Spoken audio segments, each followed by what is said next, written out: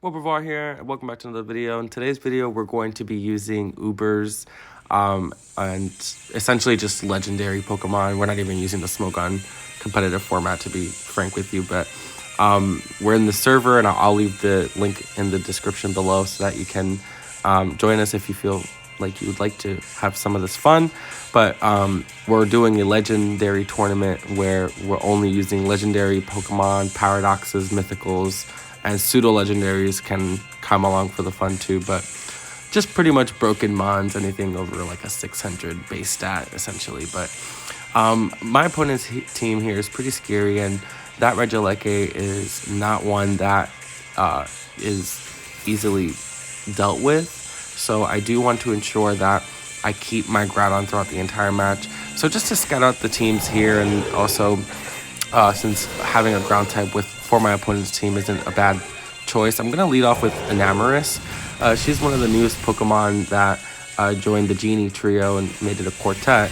And her Therian form is a turtle with a snake on its back. It's pretty cool. So she's from PLA, and I was able to bring her over in her Therian form, and she's a pretty tanky mon with Overcoat. So she does have a Ground Terra, and my opponent here leads with his Landorus, which ends up getting the Stone Edge and the critical hit off in the first turn, which was pretty unfortunate, but Springtide Storm luckily hits. It's that 85 accuracy. As you know, if it's not 100% accuracy, it's 50 probably.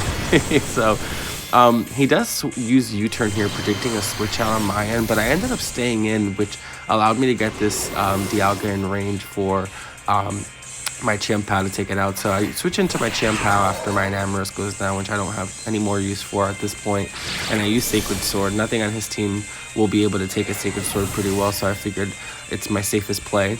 And he goes into the Kyogre after this. Now, Kyogre, in addition to Regieleki, are two mons that are completely busted in this generation, just because of the fact that, one, you could make them defensive by changing their Terra, or you can even increase their power, which is already insane, considering Kyogre sets up the rain, gets the water boost, stab boost, and then the Terra boost if it's a water type. So I figured this thing is an absolute menace. Water Spout at full HP will surely destroy my team, and I have a Focus Sash on this Chien-Pao. So I know that Kyogre typically will be run as a special attacker with HP, Calm Mind, special defense, or even speed, and this one apparently is a Choice Scarf one, so it's a sweeper.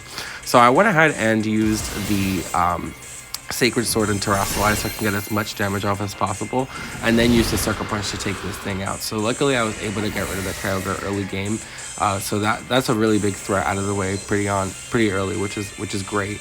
So at this point we have his Kyogre down, he has his Landorus, which is pretty much in range to be killed, and his Dialga is down. So I do switch out the Chien-Pao into the Heatran, and I was suspecting the Wicked Blow, and he ended up actually going for the Sucker Punch. So I end up using Will-O-Wisp here to see if he goes for the Sucker Punch again, but he does end up using the Wicked Blow at this point, which is pretty unfortunate because I have a red card.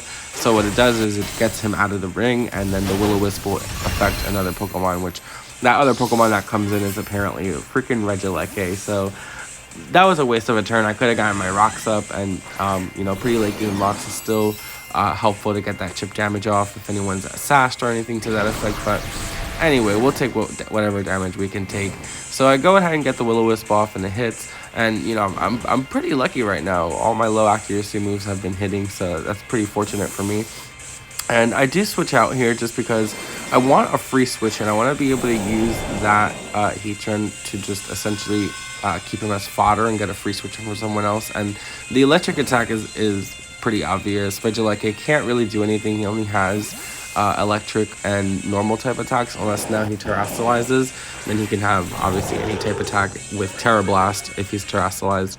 But he does switch into the Landorus here. So this was pretty obvious play, since you would think that I go for a ground type attack against the Regieleki, but I don't. I end up using Solar Beam, suspecting that the Landorus was going to come in and end up taking this thing out. So I'm pretty good on my team. On my side, I'm 5 up, and my opponent has 3 mons at this point. So he does switch into the Urshifu. This is the one single strike style one. And then I switch into the Heatran so I can use him as fodder as I wanted to. So he goes ahead and takes me out, and I bring in my Mew. Now, Mew has a move that I never knew even existed until this generation when I transferred Mew into the game. And it's Reflect type, which essentially changes my type into the opponent's type. And what better way to go ahead and resist this thing by turning into a dark type? So I know my Mew is faster than Urshifu by 5 points, and I'm fully speed invested with speed nature. So I had no reason not to go for Reflect type.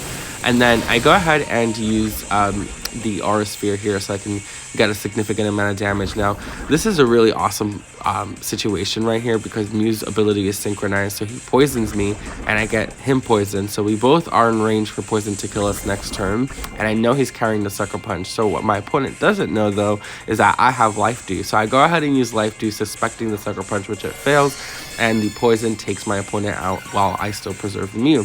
So even though this isn't critical, it does allow me to survive the next play and then see what Mon comes in, rather than both of us having to send out a Mon randomly and not knowing who's going to come in. So it also allows me to get a free hit on the next Pokemon, since my Mew pretty much outspeeds everyone on the team with the exception of the Regieleki. So he does come in with the Giratina Origin form at this point. And it's shiny, so it's probably hacked considering the the name that it has, but we love to see legal hacked mons being able to participate in the online meta. And I go ahead and use Psychic to get some chip damage here, and Mew at this point has done its job and it goes down. So I bring in the Chiampao here, and I'm hoping that this thing is in range.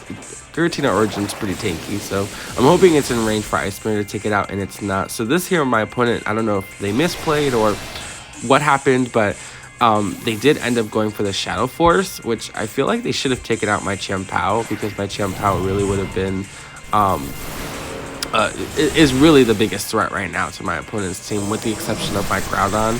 But he does go for the Shadow Force, and I just switch in the Walking Wake, since I don't really have any use for him at this point. I know that Walking Wake will get outsped by the Regieleki, and the Regieleki will essentially just take me out. So that does end up happening, where my opponent does switch into the Regieleki. So I'm just going to pretty much just leave my Walking Wake here to get taken out by this thing. So that way I can switch into my Chiampao, Sucker Punch, and I should be able to beat this thing. Regieleki is literally a glass cannon. And Sucker Punch should be able to take it out in one hit. But this is an amazing, fun match, and I really hope to see new faces in the server. So please check out the link below and join us for some fun battles. And thank you guys for watching. Really appreciate the support, and I'll try to continue to make some new videos. See ya. Bye.